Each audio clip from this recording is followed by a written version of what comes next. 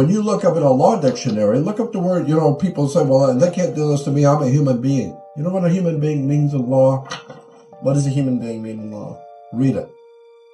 See monster. Monster, a human being by birth, but in some part resembling a lower animal. That's right.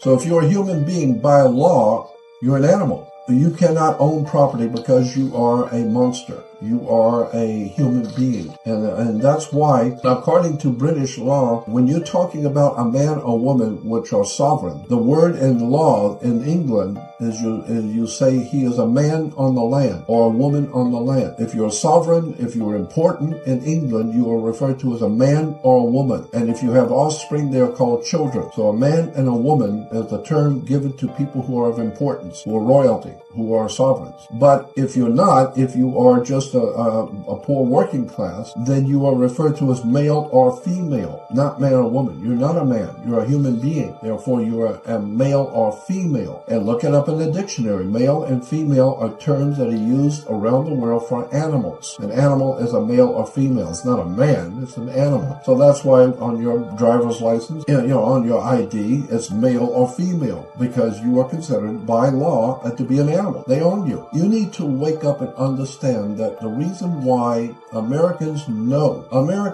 they don't have any power to do anything. I mean, we can elect our presidents, but you can't select your president. You can only elect the thugs that they give you. So the corporation called United States Corporation, once a year, since it's now a public, it's now dealing with the public since 1871, corporate law says that they have to have a president, vice president, secretary, treasurer. And also the corporate law says that if you're dealing with the public, which is now a public corporation, that once a year you have to have a stockholders meeting. And so if you can't be there because you're a stock. I mean, if you get married and you're marrying a wealthy girl, we say, well, she's a good stock. What are you doing, marrying a cow? No, that's a term that we use. He's a good stock, meaning that you are an animal, but you're a little bit higher class animal. You're still an animal. You need to understand how words work, how government works, how society operates. It's an extraordinary story of betrayal. Betrayal.